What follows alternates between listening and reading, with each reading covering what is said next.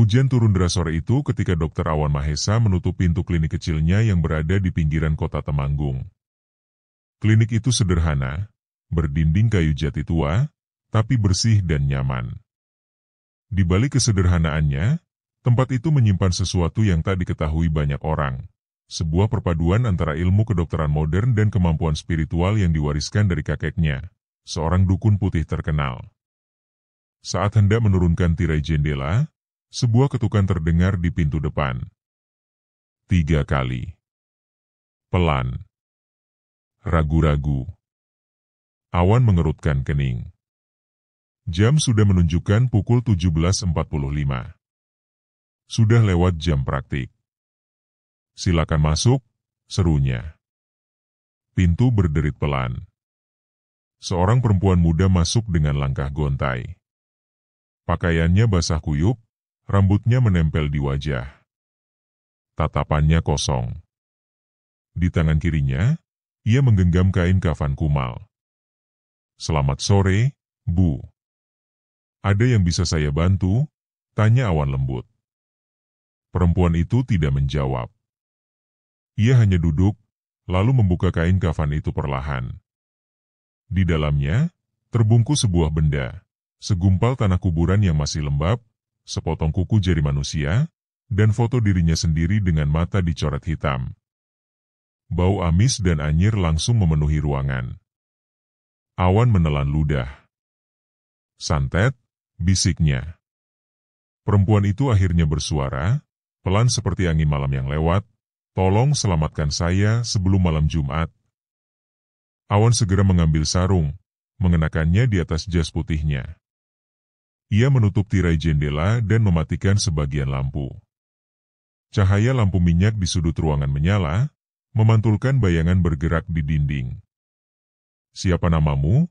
tanya Awan sambil menyalakan dupa kemenyan. "Namaku sudah dihapus," jawab perempuan itu lirih. "Mereka menyebutku Tumbal Terakhir." Awan terdiam sejenak.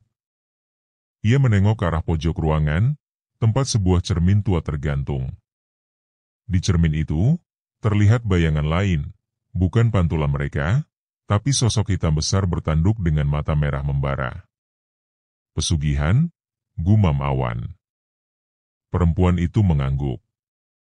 "Ayah angkatku melakukan pesugihan dengan buto ijo. Setiap kali hartanya bertambah, satu anak panti asuhan tempat kami dibesarkan akan mati. Tinggallah aku satu-satunya." Awan berdiri, mengambil air dari kendi tanah liat dan membacakan doa dalam bahasa Jawa kuno. Ia menaburkan garam ke sekeliling pasien, lalu duduk di depan cermin. Tangan kirinya memegang tasbih akar bahar, dan tangan kanan menggenggam potongan foto sang perempuan. "Aku akan mencoba mengikat energi negatifnya," kata Awan. "Tapi kamu harus kuat.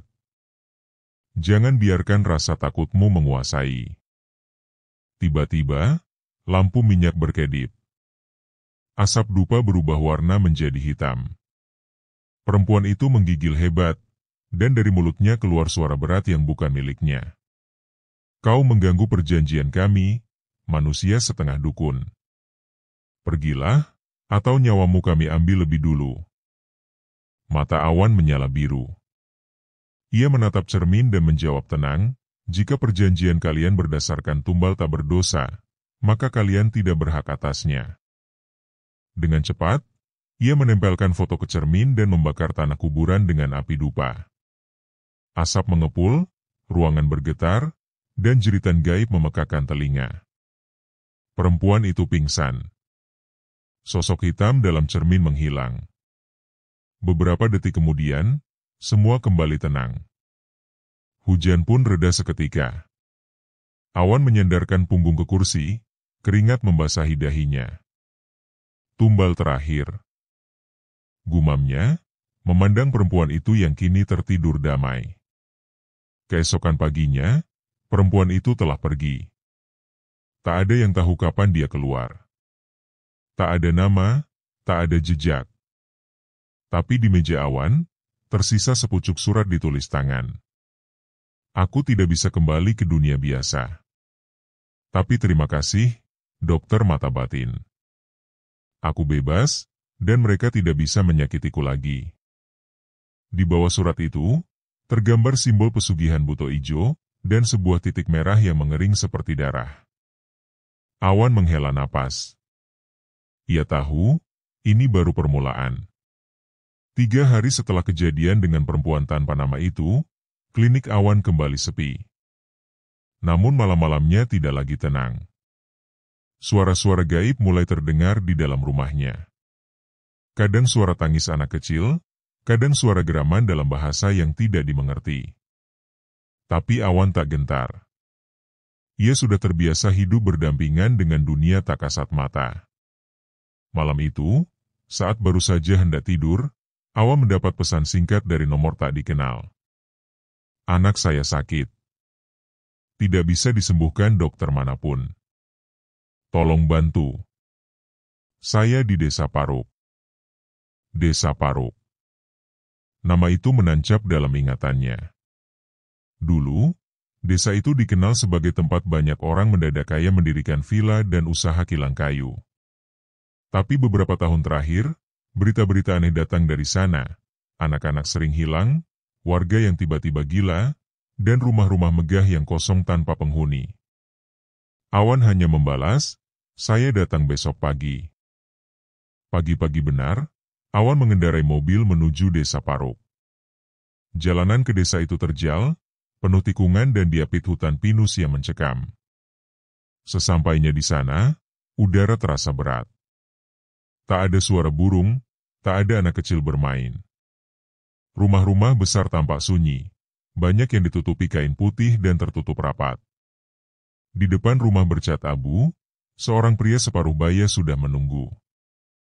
Wajahnya pucat, matanya cekung, dan tubuhnya kurus meski bajunya mahal. Terima kasih sudah datang, Dok. Saya Bayu. Anak saya sudah tidak bicara selama seminggu. Tubuhnya dingin. Tapi dia belum mati. Awan mengangguk. Mereka masuk ke dalam rumah. Di sebuah kamar mewah, terlihat seorang anak laki-laki berusia sekitar 8 tahun terbaring. Kulitnya pucat kebiruan, matanya terbuka tapi tak fokus. Tubuhnya kaku, seperti membatu. Tapi detak jantungnya masih ada. Awan mendekat, memegang tangan si anak, dan langsung menarik tangannya mundur. Dinginnya bukan seperti manusia biasa. Ini dingin dunia kematian. Siapa yang kamu tumbalkan untuk mendapatkan kekayaan, Pak Bayu? Tanya Awan tanpa basa-basi. Bayu terkejut. Saya hanya minta kekayaan dari orang pintar di Gunung Kawi. Saya tak tahu ada tumbal segala. Awan menatap mata Bayu dalam-dalam. Jangan bohong. Tanda-tanda ini hanya muncul kalau yang dijanjikan untuk dikorbankan menolak mati. Bayu akhirnya menunduk. Anak itu bukan anak kandung saya. Dia anak jalanan yang saya adopsi.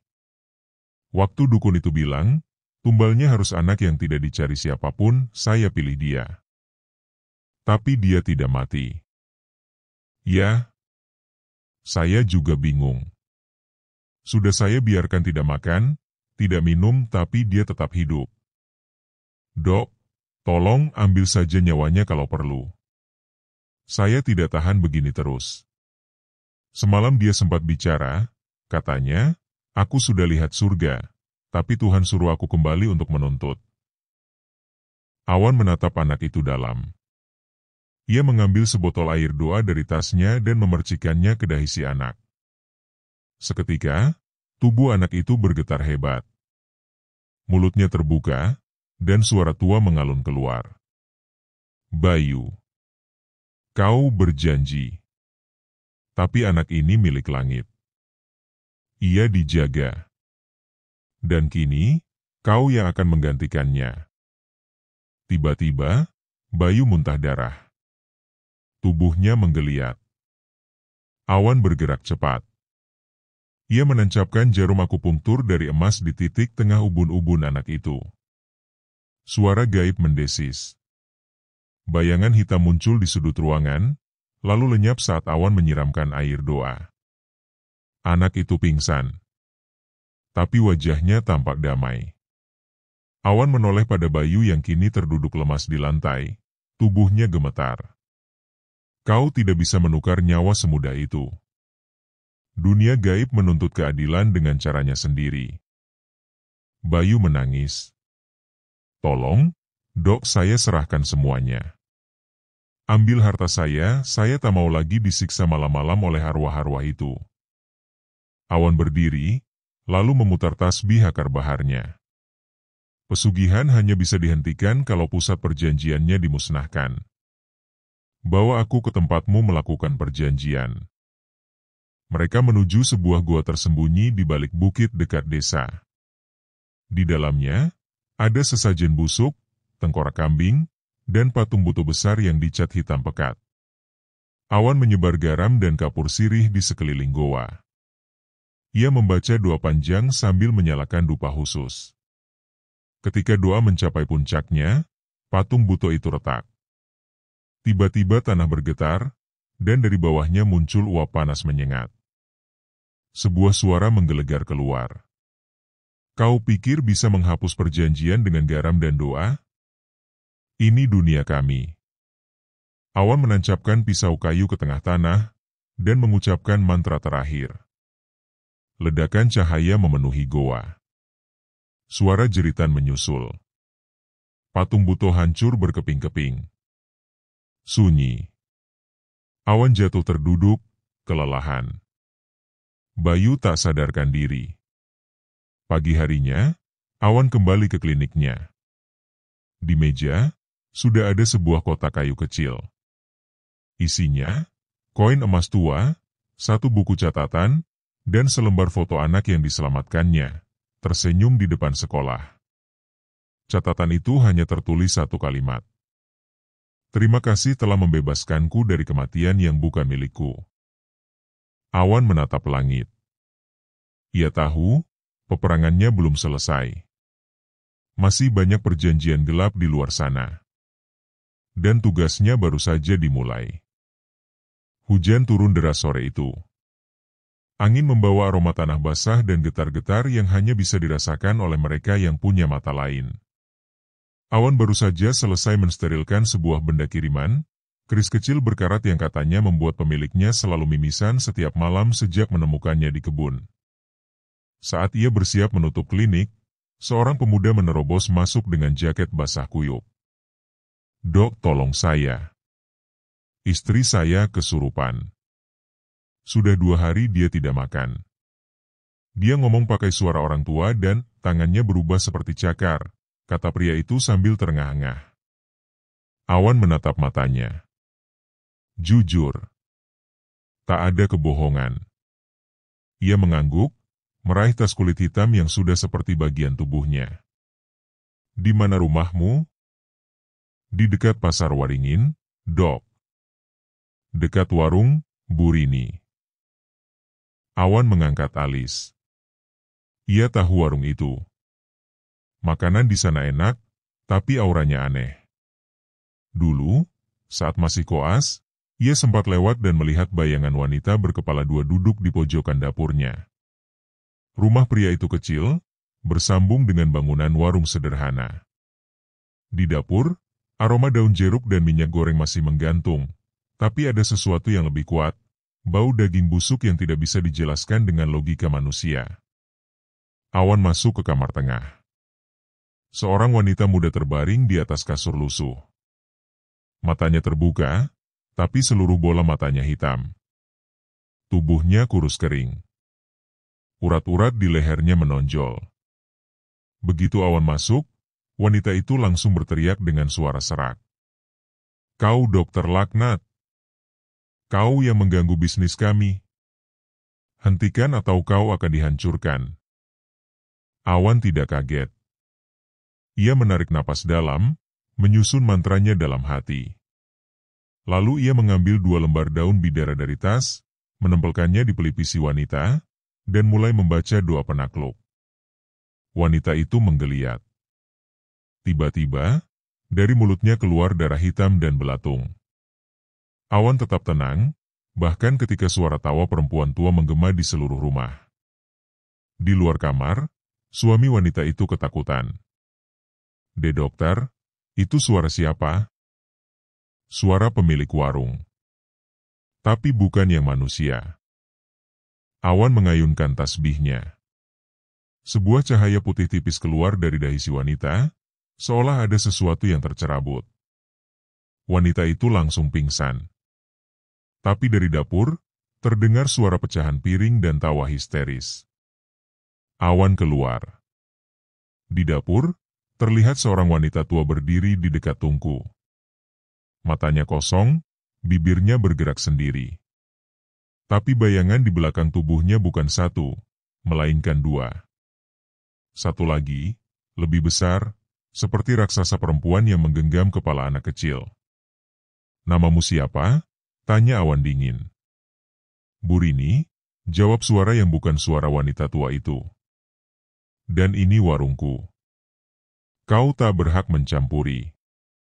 Awan mencium garam dari kantong kecil dan menaburkannya ke lantai.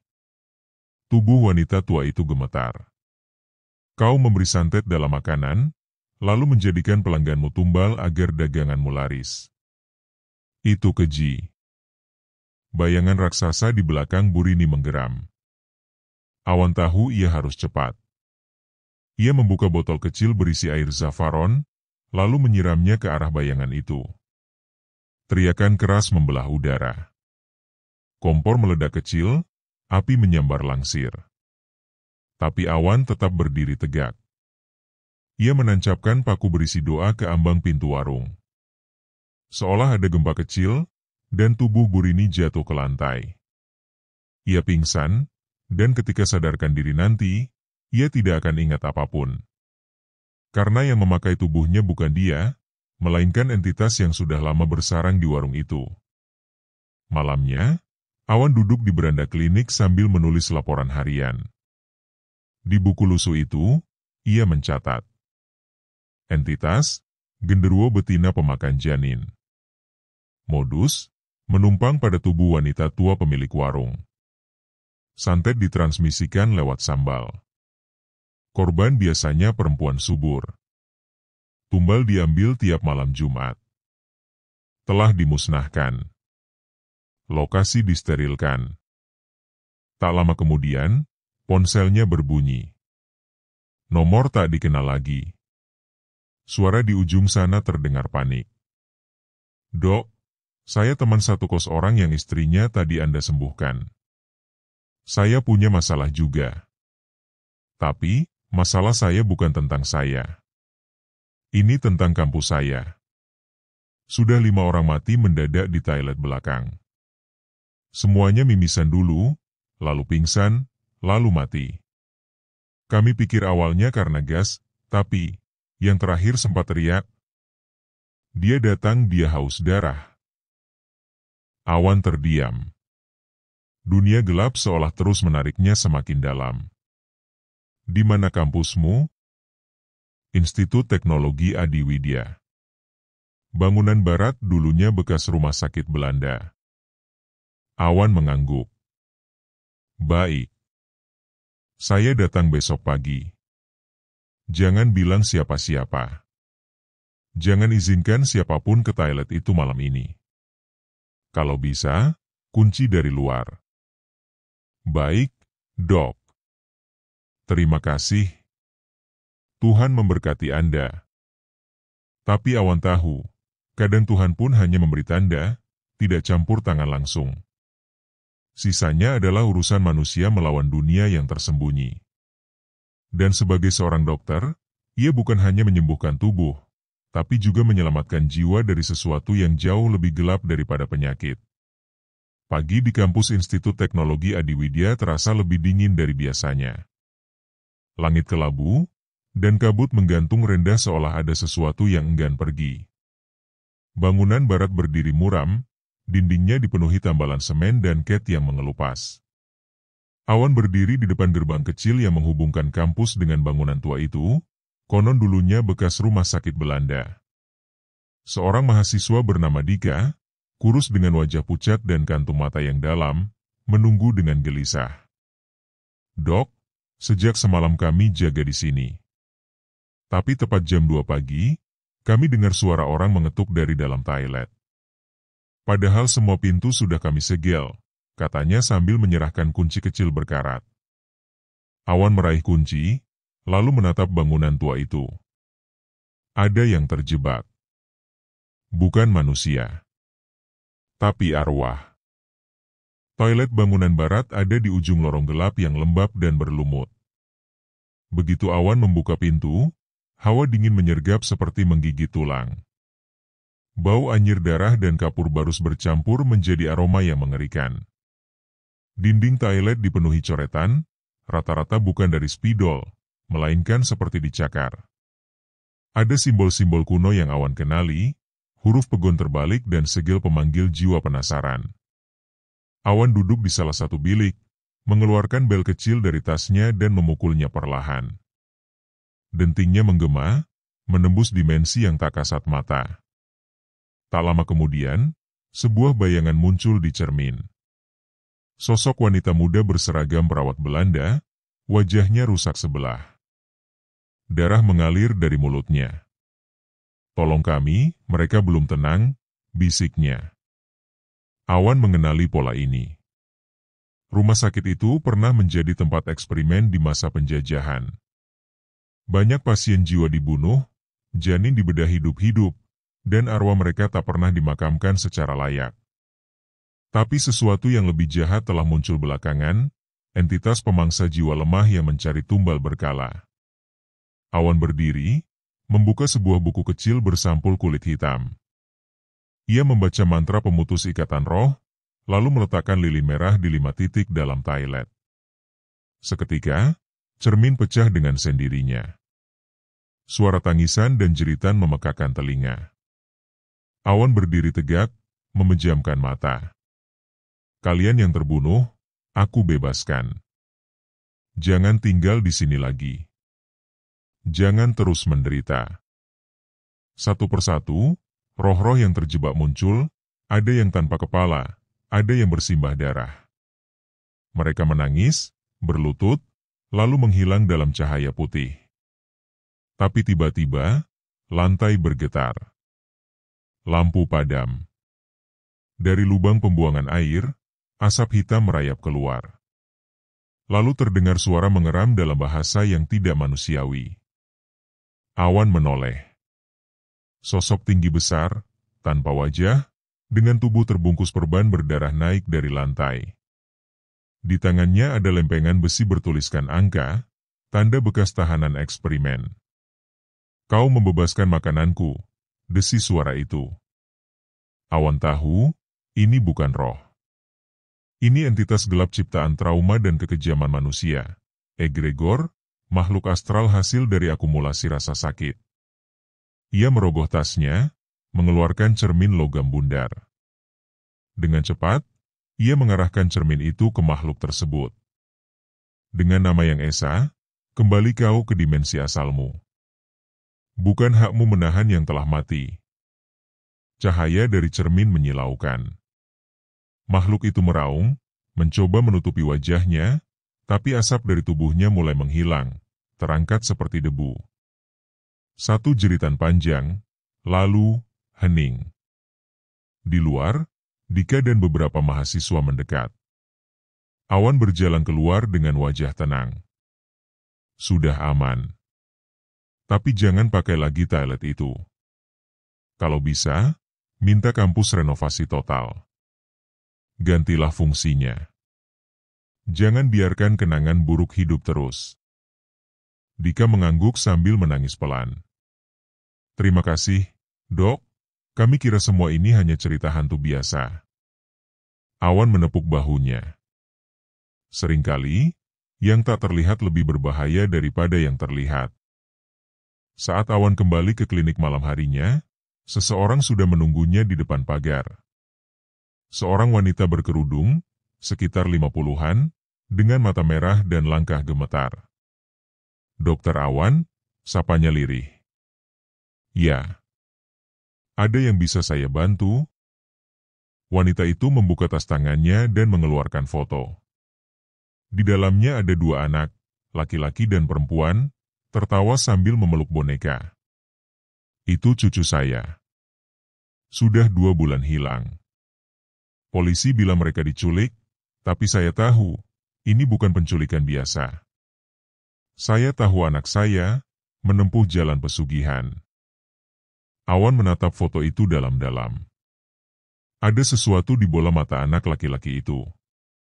Sebuah bayangan samar berbentuk kepala kerbau. Apa anak Anda sedang kaya mendadak? Tanya Awan. Wanita itu mengangguk sambil menangis. Setiap bulan dia buka toko baru. Tapi dia makin jarang bicara. Makin dingin. Dan anak-anaknya hilang setelah malam Jumat Kliwon. Saya mendengar suara sapi mengamuk dari kamar mereka. Awan menghela napas panjang. Kalau benar pesugihan itu, maka cucu ibu bukan hilang. Mereka sedang ditahan sebagai tumbal. Saya akan bantu. Wanita itu memeluk Awan sambil menangis. Terima kasih, Dok. Awan tahu, kasus ini akan lebih sulit. Tapi ia tidak bisa berhenti.